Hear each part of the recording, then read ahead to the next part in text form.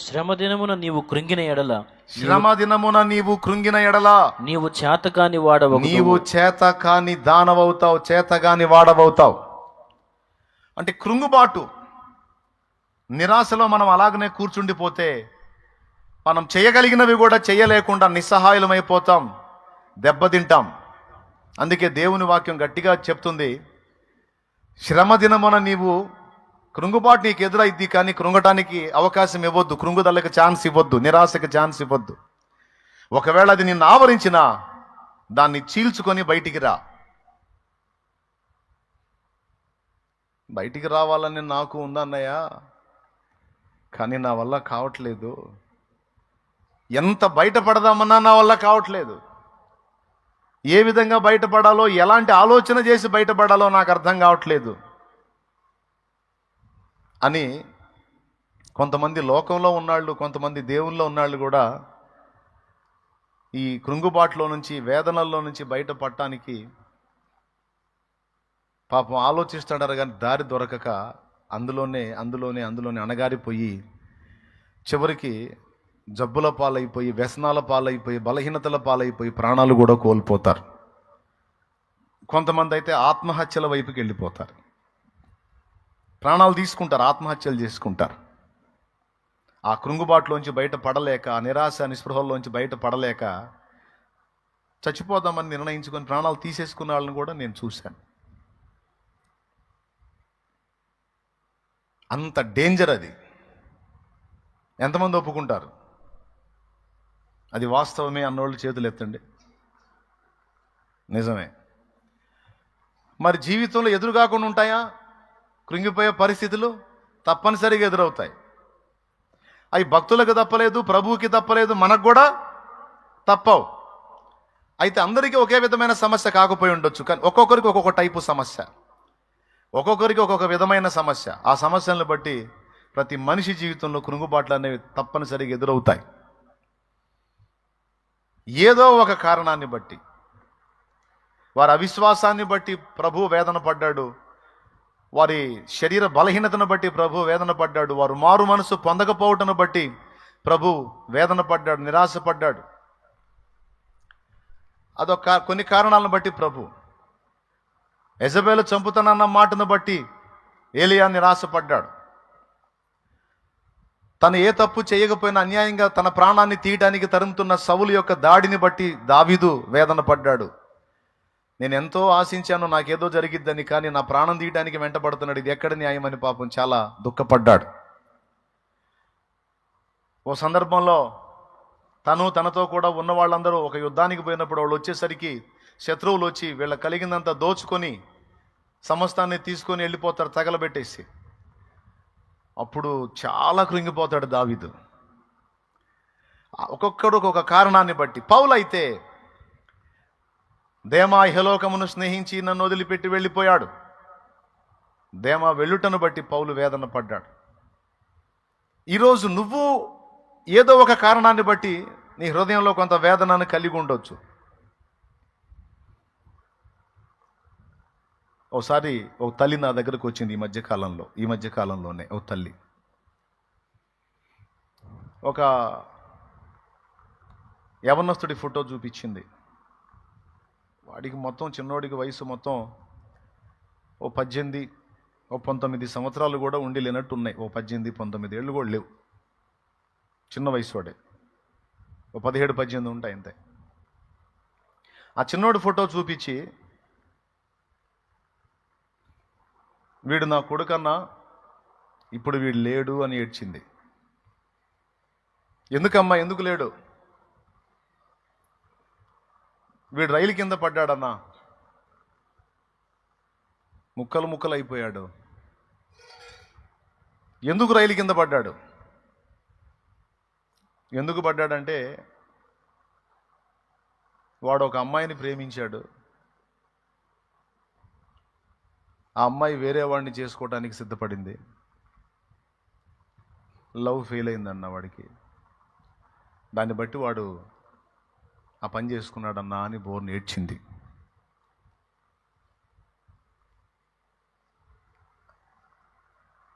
ఇప్పుడు మీరు ఒక మాట చెప్పండి, ఆ తల్లి ఏమడిగిందంటే, ఆ అమ్మాయే వాడికి కళ్ళల్లో ఉంది కానీ నేను వాడి చెల్లి వాడి గుర్తు రాలేదా అన్న? వాడి చెల్లి ఉందన్న, నేనున్నాను, నవమాసాలు మోసి కని పెంచి పెద్ద చేశాను కదా. అరే నేను నా ప్రాణం తీసుకుంటే మా అమ్మ ఏమైద్దో, మా చెల్లి ఏమైద్దో, దిక్కులేనివాళ్ళు అయిపోతారు కదా అని వాడు అనుకోవాలి కదా. వాడు అనుకోలేదన్న, ప్రాణం తీసుకున్నాడని బోర్ నేర్చింది. ఓసారి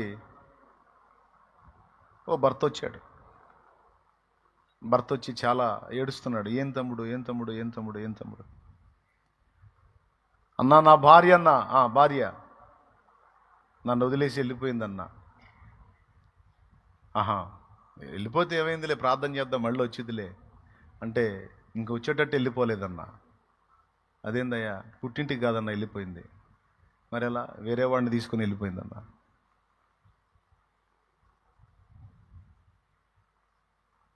అన్నా నాకిద్దరు పిల్లలన్నా, నా పిల్లలను వదిలేసి వెళ్ళిపోయిందన్నా, వేరే వాడిని తీసుకొని వెళ్ళిపోయిందన్నా. ఇంకా నేను ఎందుకు బతకాలి అని ఏడుస్తున్నాడు. నేను ఇక్కడ కొన్ని విషయాలు చెప్తాను. నేను ఒకసారి ఒక భార్య వచ్చింది. ఇప్పుడు భర్తల సమస్య కాదు, మగపిల్లల ఆడవాళ్ళు కూడా. భార్య వచ్చింది, ఆమె ఏడుస్తుంది. ఎందుకు ఏడుస్తున్నావు? నా భర్త నన్ను వదిలేశాడు, ఇంకొక ఆమెను చేరదీశాడు, ఆమెతోనే బతుకుతున్నాడు, పూర్తిగా నన్ను వదిలేశాడు. నాకు ముగ్గురు పిల్లలు, రూపాయి డబ్బులు ఇవ్వట్లా. నేను బయటికి పోయి చాకిరీ చేయడానికి ఒకడు పసిబిడ్డ ఉన్నాడు. వెళ్ళి పని చేసుకొని రూపాయి డబ్బులు తెచ్చి ఉన్న పిల్లలకి అన్నం పెట్టుకోలేను, ఎందుకంటే ఈ చంటి బిడ్డ ఉన్నాడు. ఈ చంటి బిడ్డతో వాడు నన్ను వదిలేసి వెళ్ళిపోయాడు. నేను ఎందుకు బతకాలన్నా? నేను నా పిల్లలు చచ్చిపోవాలనుకుంటున్నామని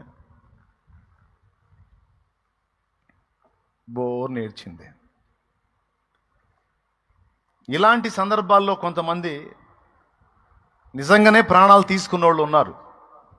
నా తల వెంట్రుకల కంటే విస్తారంగా ఉన్నారు, లెక్క వేయాలంటే చచ్చిపోయిన వాళ్ళు ఉన్నారు. ఎందుకు? వాడు ప్రేమించే అమ్మాయి ఆమె ప్రపంచం అనుకున్నాడు, ఆమె లోకం అనుకున్నాడు, ఆమె జీవితం అనుకున్నాడు, ఆమె సర్వస్వం అనుకున్నాడు. ఆమె మరొకడికి తలోంచిద్ది, మరొకడికి స్థానం ఇచ్చిద్ది, మరొకడికి చోటిచ్చిద్ది అని అనుకోలే వాడు. ఆమె మాటలన్నీ వీడు నిజమని భ్రమించాడు. ఇక ఆమె ప్రపంచంగా ఫీల్ అయ్యాడు. చివరికి ఆమె మరొకడికి వశమైనప్పుడు, మరొకటితో కలిసి చట్టాపట్టాలు వేసుకొని తిరుగుతున్నప్పుడు, ఆ సమాచారం వీడికి వస్తున్నప్పుడు వీడికి జీర్ణం కాదు. అది దానికంటే చచ్చిపోయింది మేలు కదా. ఇక నేను చెప్తున్నాను కదా, ఎటు పోయినా సరే వాడికి ఆమె సన్నివేశాలే కనపడుతుంటాయి. ఎటు వెళ్ళినా సరే, వాడు ఏం చేయబోయినా సరే, కూర్చున్న ఆమె సన్నివేశాలే, లేచిన ఆమె సన్నివేశాలే, వాడు పడుకున్న ఆమె సన్నివేశాలే. పదే పదే పదే పదే పదే పదే ఇక వాడికి తల్లి, చెల్లి, తండ్రి ఎవ్వరు గుర్తురారు. నేను మోసపోయాను, నేను అన్యాయం అయిపోయాను, నేను ఫెయిల్ అయిపోయాను, ఇక నాకు జీవితం లేదని తట్టుకొని ఏ మందుకో ఏ వ్యసనానికో బానిసైపోతాడు. ఆ మత్తులో వాడు జ్ఞాపకాలు మర్చిపోవడానికి. ఒక్కొక్కడు తట్టుకోలేక ఇందాక నేను చెప్పిన పని చేస్తాడు, పోయి చచ్చిపోతాడు, ప్రాణం తీసుకుంటాడు. ఇది ఒక ప్రేమించిన వాడి విషయంలోనే కాదు, భార్య విడిపోయినా, భర్త విడిపోయినా కొంతమంది నేను ఆయనే సర్వస్వం అనుకున్నాను, కానీ ఆయన నన్ను మోసం చేసి మరో స్టెప్ తీసుకున్నాడు, ఇంకా నేను ఎందుకు బతకాలి అని ఇక ఎప్పుడు మందిరంలో కూర్చున్నా వాడి జ్ఞాపకాలే, బయటికి పోయినా వాడి జ్ఞాపకాలే, నా దగ్గరకు వచ్చినా వాడి గురించే. ఎందుకంటే వాడే సర్వస్వం అనుకుంది, వాడే ప్రపంచం అనుకుంది, వాడే జీవితం అనుకుంది, వాడే లోకం అనుకుంది, కానీ వాడు దెబ్బ కొట్టాడు. ఇక ఆమె జ్ఞాపకాల్లోంచి వాడు పోడు. చివరికి ఏ స్థాయికి పోయిద్దంటే ఇక ప్రాణం తీసుకోవాలి, ఇంకొద్దు నాకు ఈ జీవితం. అలాగే భార్య తన సర్వస్వం అనుకుంటాడు భర్త. అలాంటి భార్య దెబ్బ కొట్టినప్పుడు వానికి కూడా ప్రాణం మీద విరక్తి వచ్చేసింది. విరక్తి వచ్చిందండి. నేను నా సర్వస్వం అనుకున్న నా భార్య తన హృదయంలో నన్నుగాక మరొకటికి స్థానం ఇచ్చింది, మరొకటికి తల వంచింది, మరొకటికి చేయి పట్టుకొని వెళ్ళిపోయింది. అంటే ఇప్పటిదాకా అది నాకు కపట ప్రేమ చూపించింది, కపట నాటకం ఆడింది అనేది జీర్ణం కాక చచ్చిపోవాలనుకుంటాడు. ఇక వానికి ఎటు చూసినా ఆమె కనపడుతుంటుంది. ఎందుకంటే ఆమె సర్వస్వం అనుకుని బ్రతికినోడు ప్రతి ఘట్టంలో తననే చూసుకుంటాడు. బయటికి వెళ్ళేటప్పుడు తన వెంట తనే ఉంటుంది, ఎటు పోయినా ఏ ప్రదేశానికి పోయినా తన వెంట తిప్పుకుంటా ఉంటాడు. చివరికి ఇంట్లో తనే, బయట తనే, అన్ని చోట్ల తనే. పదే పదే పదే పదే పదే ఆ జ్ఞాపకాలు వీన్ని వేధిస్తూ ఉంటాయి. ఇక్కడ సైతాన్ ఎంటర్ అవుతాడు, ఇక్కడ దురాత్మలు ఎంటర్ అవుతాయి. ఎంటర్ అయ్యి వాడికి ఆ పిచ్చి పీక్ స్టేజ్కి పోయేటట్టు చేస్తాయి. ఇంకా ఎక్కువగా ఆ జ్ఞాపకాలు ఎవరన్నా బయట వాళ్ళు వచ్చి కూడా అయ్యే ఊసులు ఎత్తటం, బయట వాళ్ళు వచ్చి కూడా ఆ జ్ఞాపకాలే తవ్వటం,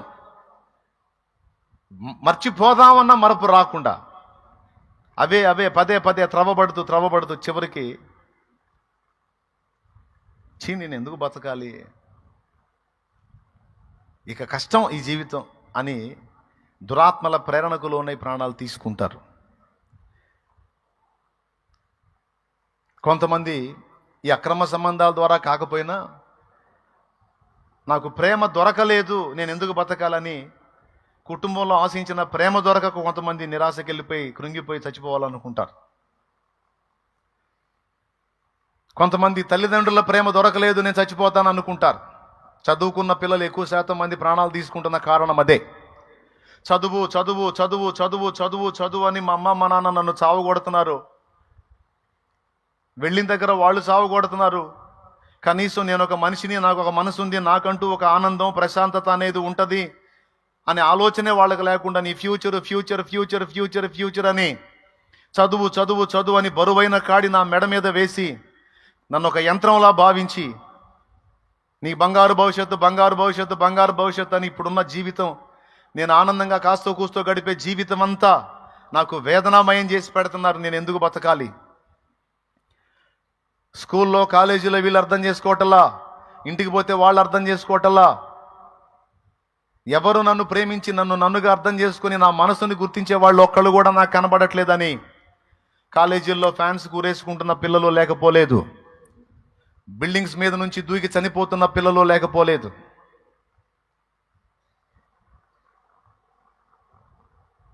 టెన్త్ క్లాస్ చదివే స్థాయి పిల్లల దగ్గర నుంచి తల్లిదండ్రుల ప్రేమ కొరబడి, తల్లిదండ్రుల ప్రేమ దొరకక, అంటే వాళ్ళు ప్రేమ గల్లోళ్ళే కానీ ఆ ప్రేమను చూపించడం, ప్రేమను వ్యక్తపరచడం వీళ్ళకి తెలియచావదు. నువ్వు చదవాలి చదవాలి చదవాలి చదవాలి చదవాలి.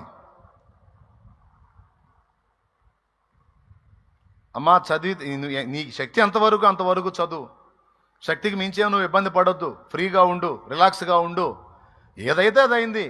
ఫస్ట్ క్లాసులు కొట్టాల్సిన అవసరం లేదు, వస్తే వచ్చింది దేవునికి స్తోత్రం, లేకపోతే సెకండో లేదా థర్డో ఏం పర్వాలా, అసలు ఏ క్లాసు రాకపోయినా పర్వాలా, ఫెయిల్ అయినా పర్వాలా, నువ్వు రిలాక్స్గా ఉండు అని ధైర్యం చెప్పే తల్లిదండ్రులు ఎంతమంది ఉంటారు? పిల్లలకి అంత మాత్రం భరోసా ఇచ్చే తల్లిదండ్రులు ఎంతమంది ఉంటారండి? ఫెయిల్ అయినా పర్వాలా, నువ్వు దాని గురించి ఏమి ఇబ్బంది పడొద్దు, ఒత్తిడికి గురి కావద్దు, రిలాక్స్గా ఉండు అని బిడ్డలకి చెప్పేటువంటి తల్లిదండ్రులు ఉంటే ఆ పిల్లలు ధన్యులు.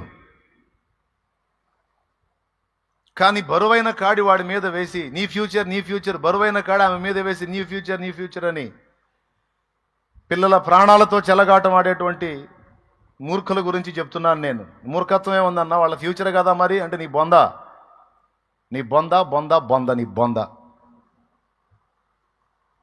వాళ్ళ ఫ్యూచర్ ఫ్యూచర్ ఫ్యూచర్ అని కాస్తో కూస్తో ఆనందకరంగా జీవించేటువంటి ఆ జీవితం మొత్తాన్ని నాశనం చేసి ఆడబెడతా ఉన్నారు కొంతమంది. అరే చదవాలిరా బాబు, చదవాలి, చదవద్దని ఎవడు చెప్పాడు? చదవాలి, చదివితేనే కదా వాళ్ళకి ఏదన్నా భవిష్యత్తులో ఉద్యోగం సద్యోగం ఏదో వచ్చి బతుకుతారు కాదని నేను అనట్లా. కానీ పుట్టింది అసలు అందుకోసం అన్నట్టు వాడి బతుకంతా దాని మీదనే రుద్ది రుద్ది రుద్ది మొన్న ఒక బుడ్డదాన్ని చూశాను, దానికి మొత్తం 5 ఏళ్ళు లేవు, పెద్ద మూట అయితే వేసేది దాని పాప భారం లాగా దాని వెనక. దానికంటే మించుందండి దాని బరువు. యాత్రికుని ప్రయాణంలో యాత్రికుడు నడిచినట్టు నడుస్తుంది.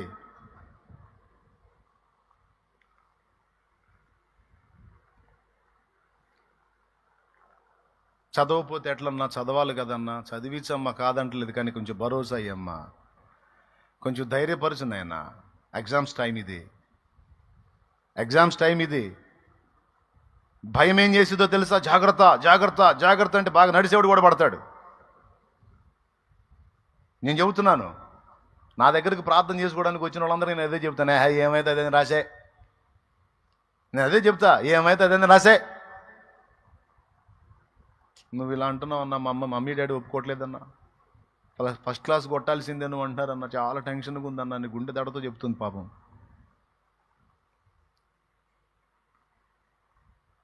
ఏం చెప్పాలా నేనే వాళ్ళమ్మ నాన్న కాదుగా. అందుకే తల్లిదండ్రులు చెప్తున్నాను నేను, అన్యాయంగా పిల్లల్ని చంపుకోవద్దు, పిల్లల ప్రాణాలతో చెలగాటం ఆడొద్దు. పద్దాకల నిన్ను ఒక వ్యక్తి అరెస్ట్ చేస్తా ఉంటే నీకెంత ఇబ్బందిగా ఉంటుందో, చదువు వంకతో నీ పిల్లల్ని నువ్వు ఒత్తిడి గురి చేస్తుంటే వాళ్ళకంతే ఉంటుంది. నువ్వేమో స్వేచ్ఛగా బతుకుతున్నావు, నీ పిల్లల్నేమో ఒత్తిడికి గురి చేస్తున్నావు. వాళ్ళకి హృదయం ఉంది, వాళ్ళకి మెదడు ఉంది, నీలాంటి మనసు వాళ్ళకు కూడా ఉంది. వాళ్ళని టార్చర్ చేయొద్దు. చిన్న చిన్న వయసులో రోగగ్రస్తులు అవుతున్నారండి. మతిపోతుంది పిల్లలకు తెలుసా? మెంటల్ ఎఫెక్ట్ వచ్చి, అన్న వీడికి మైండ్ పని చేయట్లేదు అన్న, ఏందో వాళ్ళు వాడే మాట్లాడుకుంటున్నాడు, ప్రార్థన చేయన తెచ్చిన వాళ్ళు చాలామంది ఉన్నారు. ఎందుకు వచ్చింది ఆ పరిస్థితి? వాడికంటే టార్చర్. కొంతమంది ప్రాణాలు తీసుకుంటుంటే కొంతమంది మెంటల్ హాస్పిటల్ పాలవుతున్నారు, కొంతమంది అసలు మొత్తంగా ఎగ్గొట్టి వెళ్ళిపోతున్నారు.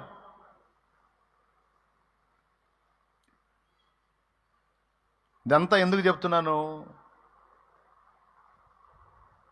తల్లిదండ్రుల ప్రేమ దొరకట్లేదని కొంతమంది పిల్లలు నిరాశ నిస్పృహలోకి వెళ్ళిపోతూ ఉన్నారు. దాన్ని బట్టి ప్రాణాలు తీసుకుంటున్నారు, కొంతమంది జీవితాలను నాశనం చేసుకుంటున్నారు. వాస్తవాలా కాదా చెప్పండి? ఇప్పుడు నేను చెప్పినవన్నీ వాస్తవాలే. కానీ ఏం చేద్దాం, కొంతమంది తల్లిదండ్రులు అలా ఉన్నారు, కొంతమంది భార్యలు ఇలా ఉన్నారు, కొంతమంది భర్తలు అలా ఉన్నారు. కొంతమంది తల్లిదండ్రులకు పిల్లలను కూర్చిన టార్చర్. తల్లిని అర్థం చేసుకోరు, తండ్రిని అర్థం చేసుకోరు. అరే రే వాళ్ళు నన్ను అర్థం చేసుకోవటం లేదే అని పిల్లల మీద విరక్తి చెంది ప్రాణాలు తీసుకున్న తల్లిదండ్రులు ఉన్నారు. పిల్లల ప్రేమ నాకు దొరకలేదే, ఇంత చేసి కూడా వేరే వాళ్ళని వాళ్ళు ప్రేమించి గౌరవిస్తున్నారు, కానీ ఇంత చేసిన అమ్మని అమ్మ అనలేకపోయారే, నాన్నని నాన్న అనలేకపోయారే, నా గురించి ఆలోచించలేకపోయారే, నా మంచి చెడులు పట్టించుకోలేకపోయారే, నేను ఒకదాన్ని ఉన్నాను, నేను ఒకడిని ఉన్నానన్న ఆలోచనే వాళ్ళకి లేదే. ఇలాంటి ప్రేమ లేని కుటుంబంలో నేను ఎందుకు బతకాలి? దేవుడా నన్ను తీసుకొని ఏడ్చేవాళ్ళు ఉన్నారు, కొంతమంది ప్రాణాలు తీసేసుకుంటున్నారు.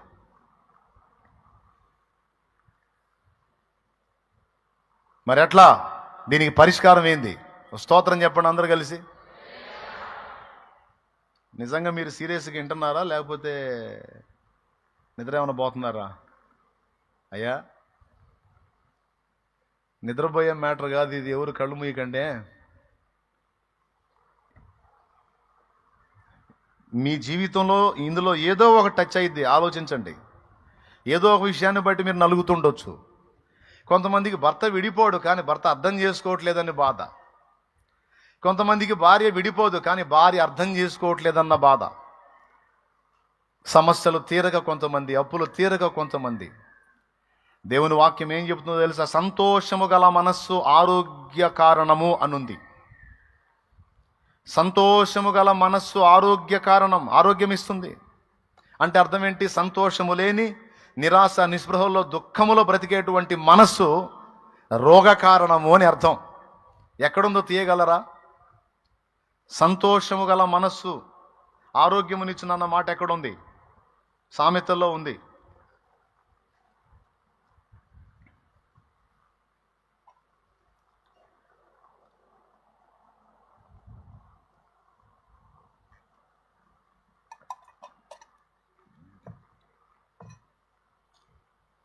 దేవునికి స్తోత్రం కలుగును గాక. దొరకలేదా? 17వ అధ్యాయం 22వ వచనం. చదువు చూడు ఒకసారి. సంతోషము గల మనస్సు ఆరోగ్య కారణము, నలిగిన మనస్సు ఎముకలను ఎండిపోజేయును. ఎముకలు ఎండిపోతాయి. ఎప్పుడు ఎండిపోతాయి? జబ్బు వచ్చినప్పుడు ఎండిపోతాయి ఎముకలు. అక్కడే ఉంది చూడండి. సంతోషము గల మనస్సు ఆరోగ్య కారణము అంటే నలిగిన మనస్సు ఎముకలను జబ్బుకు కారణం అని అర్థం. మరి అట్లయితే నలిగిన మనసు నాకు ఇష్టం అన్నాడుగా, విరిగిన మనసు నాకు ఇష్టం అన్నాడుగా, అక్కడ నేను ఉంటాను అన్నాడుగా. అంటే ఇప్పుడు జబ్బు వాళ్ళు ఇష్టం ఆ దేవుడికి? మరి నలిగిన మనసు జబ్బు కారణం అన్నాడు ఇక్కడ. సంతోషము గల మనస్సు ఆరోగ్య కారణం అన్నాడు. అంటే వేదన పడుతున్న మనసు జబ్బుకు కారణం. నలిగిన మనస్సు ఆయన ఎవరికి ఆసన్నుడు? విరిగి నలిగిన హృదయం గలవారికి యెహోవా ఆసన్నుడు. నలిగిన వారి యొద్దను, వినయము గల వారి యొద్దను వారి ప్రాణాన్ని ఉజ్జీవింపజేయడం నేను వారి దగ్గర నివసిస్తున్నాను అన్నాడు. ఇక్కడ విషయం ఏంటంటే, నలిగిన మనస్సు గలవారు నాకు ఇష్టం అంటే అర్థం ఏంటంటే వాళ్ళ బతుకంతా నలిగిపోయి అట్లనే ఉండాలని కాదు. నలిగిన మనస్సు గలవారి యొద్దకు ఆయన వచ్చి వారి ప్రాణమును ఉజ్జీవింపజేసి వారిని ధైర్యపరిచి ప్రోత్సహించి నిలబెడతాడు. అన్ని విషయాలలో నలిగిపోయి ఎవరి మీద ఆధారపడకుండా దేవుని వైపు చూసేవాడు ధన్యుడు. దేవునికి స్తోత్రం కలుగునుగాక. ఇప్పుడు ఈ సమస్యల్లోంచి బయటపడటానికి దేవుడు ఏం మాట్లాడుతున్నాడో ఒకసారి చూద్దాం. దేవుడు నాతో మాట్లాడిన మాట, మనతో మాట్లాడిన మాట, గ్రంథంలో కూడా మాట్లాడిన మాట. ఇప్పుడు రకరకాల కారణాల చేత రకరకాల సాకులు చూసుకొని నిరాశ నిస్పృహలోకి నెట్టబడి కృంగుబాటులో ఉండేటువంటి ప్రజలందరికీ కూడా చెప్తున్నాను. ఇప్పుడు మొట్టమొదటి నుంచి వద్దాం మళ్ళా వరుసగా. వీడు ఎంతో ఇష్టపడ్డాడు ఒక అమ్మాయిని, ఆ అమ్మాయి వాడిని వదిలేసి వేరే వాడిని పెళ్లి చేసుకుంది అనుకుందాం. ఇక వీడేం కావాలి? దేవదాసు కావాలా? సారాయికి దాసు కావాలా? బ్రాందీకి దాసు కావాలా? దేనికి దాసు కావాలి? వాడి మందు తాగడానికి అలవాటు పడతాడు. ఎవడో ఒకడు దరిద్రుడు తయారవుతాడు. తాగితే మత్తులో నిద్రపోతావురా, ఇంకా నీకు ఆలోచనలు ఉండవు అని కొంచెం కొంచెంగా తాగటం అలవాటైపోయి చివరికి వాడి బ్రతుకంతా తాగుడుతోనే తెల్లార్చుకుంటాడు. వాడు మొదలుపెట్టిన కారణం ఏంటి? మనసు కృంగింది. ఎందుకు కృంగింది? వాడు అనుకున్న ఆమె ఇంకొకరిని పెళ్లి చేసుకుంది. అందుకని ఇక వీడు ఇట్లా అయిపోయాడు. ఇప్పుడు నా జవాబు ఏంటంటే, నువ్వు దానిలో నుంచి బయట పడాలి అంటే నా జవాబు ఏంటంటే, నువ్వు కొద్దిగా మైండ్ గల్లోడు అయితే నా మాట విను. ఇది లైవ్లో అనేక మంది వీక్షిస్తూ ఉంటారు, తర్వాత కూడా ఇది అనేక మందికి చేరిద్ది కాబట్టి చెప్తున్నాను, అందరికీ తెలియాలి, చేరాలని. నువ్వు నిజంగా ప్రేమించావు, నువ్వు నిజంగా ఆ మనిషిని అర్థం చేసుకొని ఆ మనిషే ప్రపంచం అనుకున్నావు. ఇప్పుడు నువ్వు నీ నుండి వచ్చేటువంటి స్పందనల వల్ల ఏమర్థమవుతుందంటే నువ్వు నిజమైన ప్రేమికుడివి. కానీ నీలాంటి నిజమైన ప్రేమికుడిని వదిలేసి మాయ మాటలు చెప్పేవాడిని, మాయ కథలు చేసేవాడిని ఆమె సొంతం చేసుకుంది అనుకో. దరిద్రులెవరు?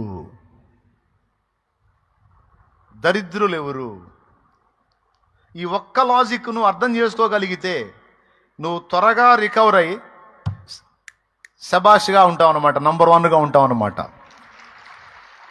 దరిద్రులు ఎవరు? రియల్ లవర్ ఎవరా? నువ్వు నిజమైన ప్రేమికుడివి, నీది ట్రూ లవ్. కానీ నిన్ను వదిలి మాయ కథలు చెప్పిన వాడిని నమ్మి అవతలకి వెళ్ళింది.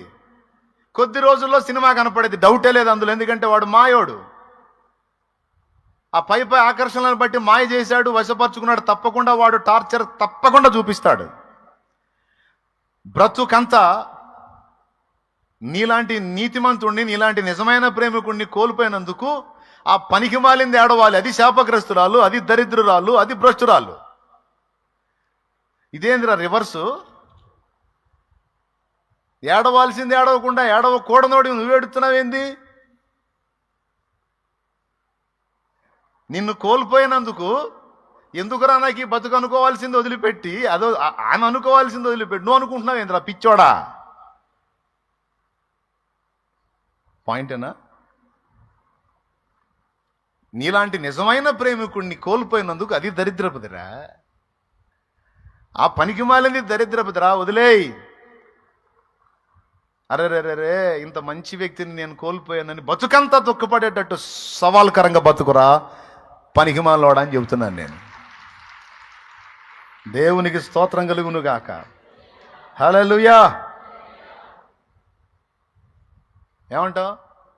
పాయింట్ ఏనంటావా? ఎట్లా బతకాలి? వీడి ఫీలింగ్ ఏందో చెప్పి సైతాను ఎట్ట మోసం చేశాడు తెలుసా? నువ్వు ఏడుపు మొహం వేసుకొని దిగజారిపోయి నరాలు వీక్నెస్ వచ్చిన వాళ్ళగా మందు వేసుకొని ఆమె ఇంటి ముందు తిరుగుతూ ఉండరా. నిన్ను చూసి ఆమె కుమిలి సినిమాల్లో జరిగిద్ది రప్పించోడా. రియల్ లైఫ్లో ఏమీ జరగదు అట్లా. నువ్వేదో దిగులు పడి విచారపడి కృంగిపోయి కుమిలిపోయి తాగుబోతుపోయి ఏదో అయిపోతుంటే ఆమె ఏదో నీ కోసం వచ్చి నీకేదో జీవితాన్ని అదేం నడవవు. అదంతా సాతాను చేసిన మోసం. ఈరోజు యవ్వనస్తులు ఇలా బలైపోతున్నారు కాబట్టి పచ్చిగా చెప్తున్నాను నేను. ఎవడు ఏమన్నా అనుకోని నాకు అనవసరం, నేను చెప్పాలి, చెప్తున్నా. నా భార్య పోయిందన్న నేను చాలా జాగ్రత్తగా ప్రేమించాను, ఎంతో జాగ్రత్తగా చూసుకున్నానంటే నీలాంటి నీతిమంతుణ్ణి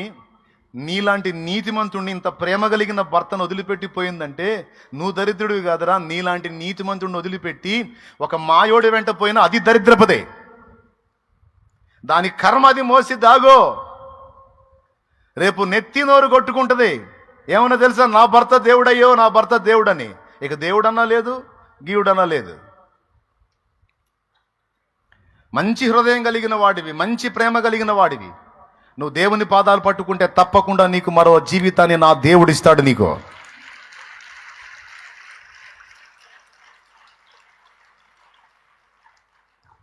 ఇయ్యకపోయినా పర్వాలా, నీ బిడ్డలు పెట్టుకొని అలాగా నిజాయితీగా బతుకో.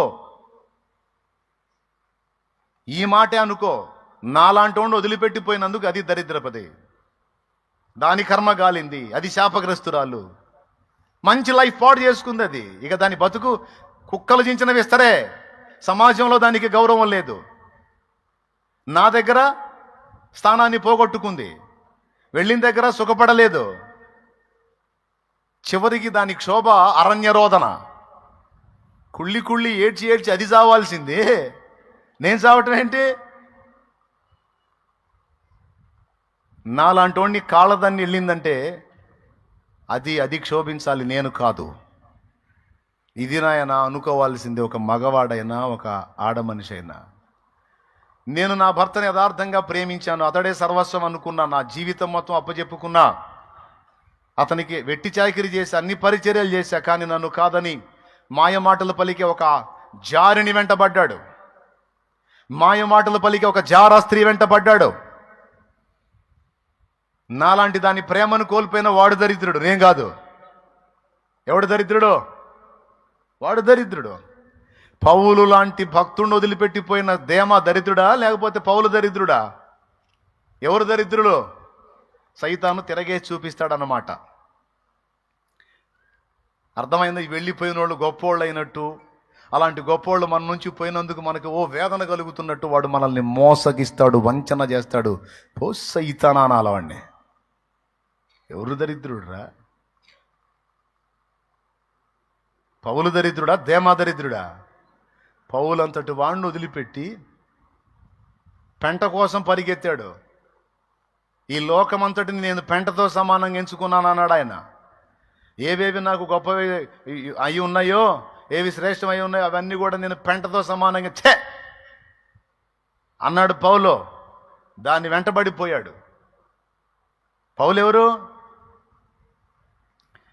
నీతి కిరీటం దర్శనముగా దర్శించిన పరిశుద్ధ పౌలుకు, నీతి కిరీటం దర్శనముగా దర్శించిన పరిశుద్ధ పౌలుకు విశ్వాసము కాచినావు,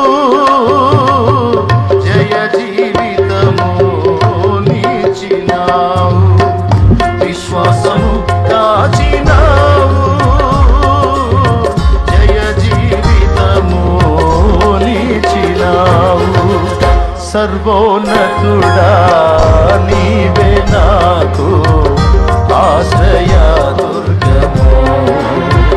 సర్వోన్నతుడా నీవే నాకు ఆశ్రయ దుర్గము. ఎవరు లేరు నాకు ఇలలో, ఎవరు లేరు నాకు ఇలలో, ఆదరణ నీవేగా, ఆనందం నీవేగా, ఆదరణ నీవేగా, ఆనందం నీవేగా. సర్వోన్నతుడా నీవే నాకు ఆశ్రయ దుర్గము. దేవునికి స్తోత్రం కలుగును గాక. హల్లెలూయా. ఏమంటారు ప్రియులారా? ఏమనుకోవాలి? నీలాంటి వ్యక్తిని కోల్పోయినందుకు, కోల్పోయిన వాళ్ళు దరిద్రులండి, కోల్పోయిన వాళ్ళు పనికి మాలోళ్ళు, కోల్పోయిన వాళ్ళు శాపగ్రస్తులు నీలాంటి వ్యక్తిని. ఎందుకంటే నువ్వు యథార్థంగా ఉన్నావు, నిజమైన ప్రేమ కలిగి ఉన్నావు, హార్ట్ఫుల్గా నువ్వు అవతల వాళ్ళని ప్రేమించావు. కానీ అవతల వాళ్ళు నీకు వంచన చేసి రాంగ్ స్టెప్ వేశారు. వేసినప్పుడు ఎవరు దరిద్రులు? నీలాంటి మంచి వ్యక్తిని కోల్పోయినందుకు వాళ్ళు దరిద్రులు. అండ్ పాపం చేసి శాపాన్ని తెచ్చుకున్నారు కనుక వాళ్ళు దరిద్రులు. వాళ్ళు దాని ఫలితాన్ని తప్పకుండా అనుభవిస్తారు. తప్పకుండా ఓ ఓ ఓ ఓ ఓ అని ఏడుస్తూ ఏడుస్తూ చచ్చిన వాళ్ళని చాలామందిని చూశాను నేను, వాళ్ళు చేసిన బుద్ధిహీనమైన పనులకి. ఎందుకు కృంగిపోవాలి? ఎందుకు ఆత్మహత్య చేసుకోవాలి? యవనస్తుడా, నీలాంటి నిజమైన ప్రేమికుడిని ఆమె కోల్పోయినందుకు అది దరిద్రపు పనికి మాలింది. నువ్వెందుకు చావాలి నాయనా? నువ్వెందుకు చావాలి? నీలాంటి వాడిని కోల్పోయినందుకు సస్యగిస్తే అది చావాలి. నువ్వెందుకు చావాలరా? నువ్వు బతకాలి, నువ్వు బతకాలి. నిన్ను ప్రేమించి నీవే సర్వస్వం అనుకున్న నీ తల్లిదండ్రి కోసం నువ్వు బతకాలి. నువ్వే తమ ప్రపంచం అనుకున్న నీ తోడబుట్టిన వాళ్ళ కోసం నువ్వు బతకాలి. వీటన్నిటికంటే ముఖ్యంగా నిన్ను ప్రేమించి నీకై ప్రాణం పెట్టిన యేసు వైపు చూసి ఆయన నిమిత్తం నువ్వు బతకాలి. బతకాలి, బతకాలి. ఆయన కోసం బతకాలి, ఆయన నిమిత్తం బతకాలి. నీకు బెటర్ లైఫ్ నా దేవుడు ఇస్తాడు. నీకు స్త్రీవైనా పురుషుడైనా నీకు బెస్ట్ లైఫ్ నా దేవుడు ఇస్తాడు. ఆయన రెక్కల నీడలో నీకు ఆశ్రయం ఇస్తాడు. ఆయన రెక్కల నీడలో నీకు జీవితాన్ని ఇస్తాడు. ఆయన జీవితాన్ని ఇస్తాడు. ఎవడా ఎవడా కానీ ఇలాంటి ఆలోచనలు రానిడే సైతాను. అయ్యో నేను పోగొట్టుకున్నాను, అయ్యో నేను పోగొట్టుకున్నాను, అయ్యో నేను కోల్పోయాను, అయ్యో నేను ఏందిరా నీ బొంద కోల్పోయింది. ఒక మోసగత్తె, ఒక వంచకురాలు నీ లైఫ్లో నుంచి దేవుడు తొలగించాడు రా బాబు. దరిద్రం పోయింది నీకు.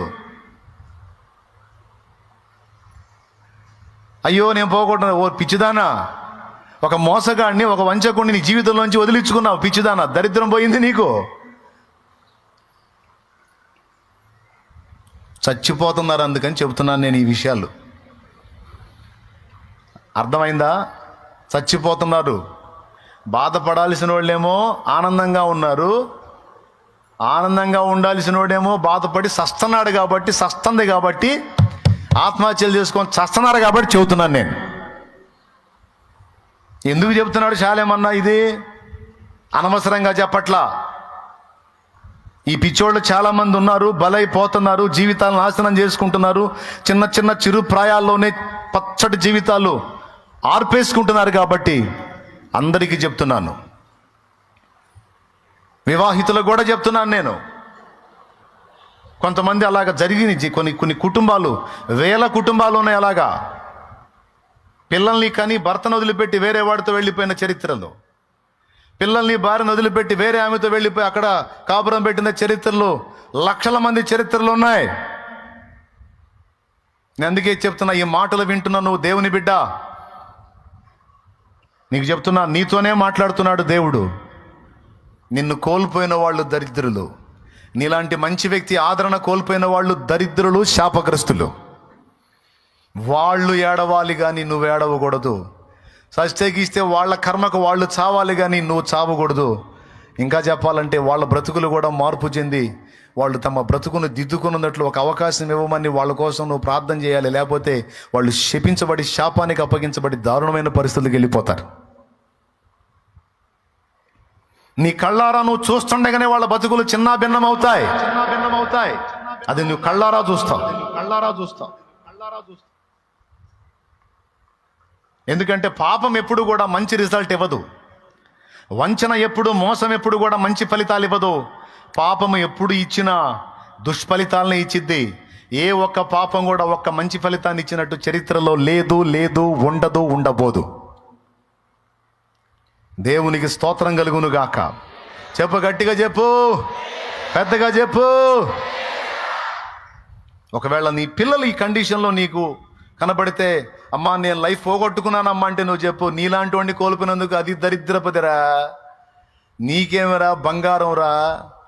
సవాల్కరంగా నిలబడాలి, నువ్వు తల ఎత్తుకొని నిలబడాలి, నువ్వు తినాలి, మంచిగా ఉండాలి, మంచి హోదాలో ఉండాలి, మంచి పొజిషన్లో ఉండాలి. నిన్ను మిస్ అయినందుకు అవతల వాళ్ళు రొమ్ము కొట్టుకొని ఏడవాలి. ఆ స్థితిలో నువ్వు కనపడాలిరా బిడ్డ అని నీ కొడుకును ధైర్యపరచు, నీ కుమార్తెను ధైర్యపరచు, నీ బిడ్డల్ని ధైర్యపరచు. కాపురం పోగొట్టుకున్న నీ తోడబుట్టిన వాళ్ళు, లేకపోతే సహోదరులో, ఇరుగు పొరుగులో ఎవడి కాపురం పోయి ఎవడు ఏడుస్తున్నాడో అయ్యో జీవితం పోయిందే అని వాళ్ళని ధైర్యపరచమని నీకు చెప్తున్నాను. నేను టైంపాస్ కోసం కాదు ఈ మ్యాటర్ చెబుతుంది నీకు. ఈ సోది నాకెందుకు అని అనుకునే సోదరులు ఉన్నారు, అందుకని చెబుతున్నాను నేను. దేవునికి స్తోత్రం, హల్లెలూయా. ఎంతమందికి అర్థమైంది? అందరికి అర్థమైందా? దరిద్రులు ఎవరండి? యేసయ్య వాళ్ళ కళ్ళ ముందు తిరుగుతున్నా ఆయన్ని పట్టించుకోకుండా ఆయన్ని వ్యంగ్యంగా మాట్లాడి హేళన చేసి ఆయన్ని విమర్శించి ఆయన్ని రంధ్రాన్వేషణ చేసి రకరకాలుగా ఆయనని నలుగురిలో నవ్వుల పాలు చేయడానికి ప్రయత్నించిన వాళ్ళు దరిద్రులా? యేసయ్య దరిద్రుడా? అరే వాళ్ళ కళ్ళ ముందు సృష్టికర్తే వచ్చి తిరుగుతుంటే ఆయన్ని పట్టుకొని వ్యంగ్యపు మాటలన్న వాళ్ళు నిష్ఠదరిద్రులు. యేసయ్య రత్నం, యేసయ్య రత్నం.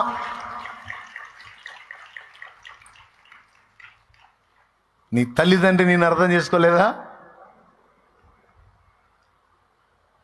నీలాంటి కూతురు వాళ్ళ కడుపును పుట్టడం వాళ్ళ అదృష్టం, నీలాంటి కొడుకు వాళ్ళ కడుపును పుట్టడం వాళ్ళ అదృష్టం. కానీ వాళ్ళు అర్థం చేసుకోవాలా, వాళ్ళు దరిద్రులు, నువ్వు కాదు.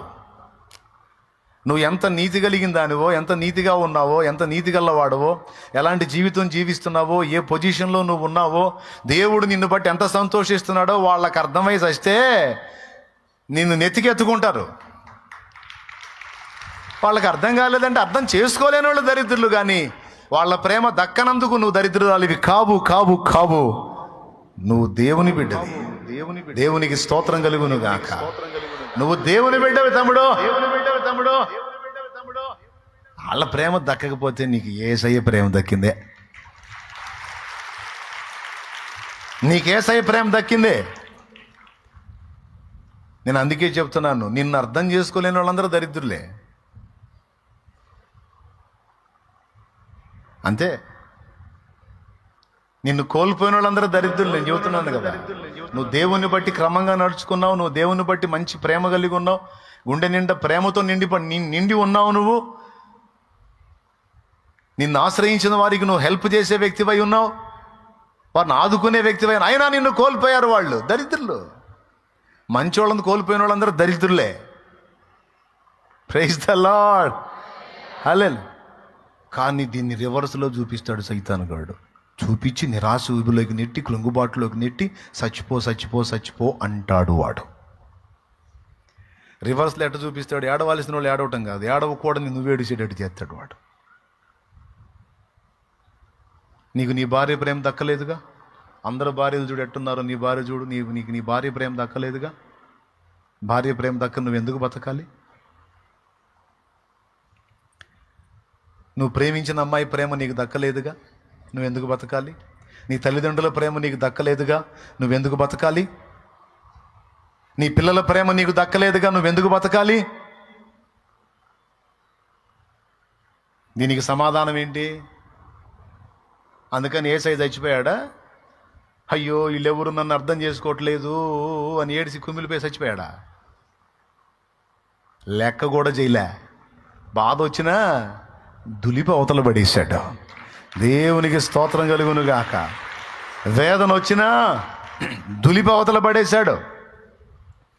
ఓ సేవకుడా, ఓ సేవకుడా, నీ విశ్వాసుల ప్రేమ నీకు దక్కలేదా? నీ విశ్వాసుల ప్రేమ నీకు దక్కలేదా? విశ్వాసులు నిన్ను అవాయిడ్ చేశారా? Don't worry. యథార్థంగా కష్టపడ్డ నీలాంటి నీతిమంతుణ్ణి తృణీకరించినందుకు, పోగొట్టుకున్న వాళ్ళు దరిద్రులు అవుతారు, కానీ నువ్వు కావు. దేవునికి స్తోత్రం కలుగును గాక. నేను అందుకే చెప్తున్నా, సేవకుడి ప్రేమ నీకు దక్కలేదా? దైవజనుడిని నువ్వు ఎంతో ప్రేమించి వెంబడించి మంచి ఉపచారం చేసి చాలా కష్టపడి చాలా ప్రయాసపడి సేవకుడికి సేవకురాలికి నువ్వెంతో హెల్ప్ చేశావు. దేవుని పనికి నువ్వెంతో కోఆపరేట్ చేశావు. అయినా వాళ్ళ ప్రేమ నీకు దక్కలేదా? వాళ్ళు నిన్ను అవాయిడ్ చేశారా? అట్లయితే వాళ్ళు నష్టపోయిన వాళ్ళు.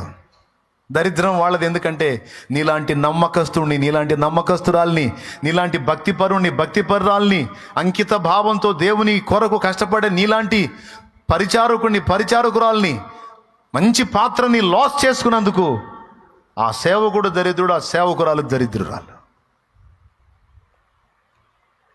నువ్వు కాదు, నిన్ను అవాయిడ్ చేసిన వాళ్ళు దరిద్రులు. చూడండి, ఈ విషయాన్ని చూడవలసిన కోణంలో చూడటానికి నేర్చుకోమని ఈ శుక్రవారం రోజు మీకు అందిస్తూ ఉన్నాను. విషయాన్ని ఏ సంగతినైనా సరే ఏ కోణంలో చూసి మనం బయటపడాలి, ఏ కోణంలో సైతాను చూపించి మనల్ని చావగొడతాడు అనే దాన్ని మనం గ్రహించుకోకపోతే దెబ్బతింటాం. ఆ ఒక్క మొక్క మీకు అందించాలని బలంగా ప్రేరేపించబడ్డ ఈ వేళ విషయాలని చూడవలసిన కోణంలో కానీ మనం చూడకపోతే, వికృతమైన కోణంలో సమస్యను సైతాను చూపించి మన ప్రాణాలకే ఎసరు పెడతాడు, మన దేహాలకు రోగాన్ని కలిగిస్తాడు, మన మనసులో అశాంతిని నింపుతాడు, మన బ్రతుకుని దుర్భరం చేయడానికి శత్రువు ప్రయత్నిస్తాడు. నేను ముందే చెప్పాను, వాడు మనస్సులను వేటాడే వేటగాడు, వాడు మనస్సులను వేటాడుతాడో. అందుకే ఏ విషయానైనా చూడాల్సిన దాన్ని చూడవలసిన కోణంలో చూడాలి, చూడకపోతే రివర్స్ కోణంలో చూపించి వాడు దెబ్బతీస్తాడు. మా చిన్నప్పుడు అది ఏమంటారు దాన్ని, ఒకటి ఉంటుందండి, దుర్బిణి ఏదో అంటారు దాన్ని, బోధర్థమా? అది కాదు, ఒకటి ఉంటుందండి, చుక్క అని ఏది అంటారు దాన్ని. చిన్నప్పుడు బ్లాక్గా ఉంటుంది, దానికి ఒక భూతార్థం ఉంటుంది, అటుపక్క పెద్ద అర్థం, ఇటుపక్క చిన్న అర్థం ఉంటుంది. ఇందులోని చూస్తే అది పెద్దగా కనపడిద్ది. రివర్స్ పెట్టి చూసామనుకో ఇంతలాది కూడా ఇంత కనపడిద్ది. అవునా? సైతానుగాడు ఏం చేస్తాడంటే దాన్ని ఇంత చేసి చూపిస్తాడు. దేవుడు మనకు నేర్పుతున్న పాఠం ఏంటంటే, తిరగదిప్పి చూడరా పిచ్చోడా అని దేవుడు చెప్తున్నాడు. అర్థమైందా? భూతార్థంలో నుంచి చూస్తే పెద్దది, తిరగదిప్పి చూస్తే చిన్న అర్థంలో నుంచి అవుట్ కనపడినప్పుడు అంత పెద్ద, ఇప్పుడు ఈ మందిరం మొత్తం కూడా ఇంత కనపడిద్ది దానిలో చూస్తే. అది చూసారా మీరు? ఎవరు చూసినా ఎటు చూస్తారు, కానీ రివర్స్ ఎందుకు చూస్తారు? నా బోటోడు చూస్తాడు, ఇట్ట చూస్తే ఎట్ట కనపడింది కదా, రివర్స్ తిప్పి చూస్తే ఎట్ట కనపడిద్దని. దేవునికి స్తోత్రం కలుగును గాక. చూశారు, మీరు కూడా చూసే ఉంటారు. దేవుడు నేర్పుతున్న పాఠం ఏంటంటే, సైతాను ఇంతదాన్ని నీకు భూతద్దంలో చూపిస్తున్నాడు. నువ్వు దాన్ని అలా చూడటం కాదు, దాన్ని తిరగదిప్పి చూడు. ఇప్పుడు ఇందాక నేను చెప్పిన మ్యాటరే, కోల్పోయినందున నేను దరిద్రుణ్ణి అనుకోవద్దు, నీలాంటి నీతిమంతురాల్ని కోల్పోయినందుకు అవతలి వారి దరిద్రులు, అది చూడాల్సిన విషయం. అప్పుడు నీకు ఏడుపు వచ్చిద్దా, నవ్వు వచ్చిద్దా? ఇప్పుడు చెప్పు, అయ్యో నేను కోల్పోయాను అంటే నీకు ఏడుపు. ఆహా నన్ను కోల్పోయింది పిచ్చిది పిచ్చోడంటే నీకు నవ్వు, అవతలి వారికి ఏడుపు.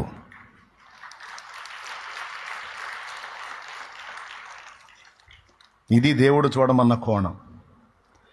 సంగతులను మనం చూడవలసిన కోణంలో చూడకపోతే మనం దెబ్బతినే అవకాశం ఉంది, మెంటల్ టార్చర్ అనుభవించే అవకాశం ఉంది, రోగగ్రస్తులమయ్యే అవకాశం ఉంది, ప్రాణాలు కోల్పోయే అవకాశం ఉంది, మానసిక ఒత్తిడికి, అశాంతికి, ఆవేదనకు గురయ్యే అవకాశం ఉంది. దానివల్ల మొత్తం క్షోభే.